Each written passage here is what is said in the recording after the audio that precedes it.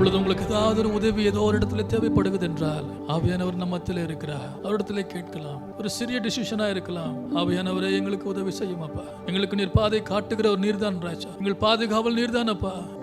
எங்கள் பலனாக நீர்தான் ராஜா இருக்கிறீர். எங்களுக்கு நீரே உதவியாளர் இருப்பீராகப்பா. இந்த உலகத்தின் உதவி அல்லப்பா. தாவீது சொன்ன வண்ணமாகவே நாங்கள் சொல்லுகிறோம். வானத்தையும் பூமி உண்டாக்கின எங்கள் தேவனிடத்தில் எங்களுக்கு உதவி வரும். எங்களுக்கு ஒத்தாசை வரும். எங்கள் கண்களுமே நோக்கி பார்க்கிறதப்பா. நீர் எங்கள் மேல் மிகவும் பிரியமுடைய தேவனாய் இருக்கிறீர் ராஜா.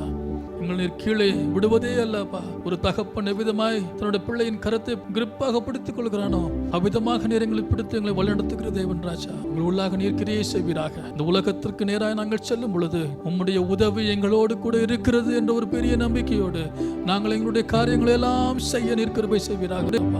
உம்முடைய உதவிக்காக நாங்கள் நன்றி செலுத்துகிறோம். உம்முடைய உதவியாளரே ஆவியானவரே உமக்கு நன்றி அப்பா. எங்களுடைய எல்லா தேவைகளை சந்திக்கிறவரே உமக்கு நன்றி. உம்முடைய ஐஸ்வர்யத்தின் படியாய் சந்திக்கிறவரே உமக்கு நன்றி ராஜா. உம்மை நாங்கள் உயர்த்துகிறோம். உம்மை நாங்கள் போற்றுகிறோம். துதி கனமகிமை உமக்கு செலுத்துகிறோம். இயேசுவின் மூலம் ஜெபிக்கிறேன் நல்ல பிதாவே. ஆமென்.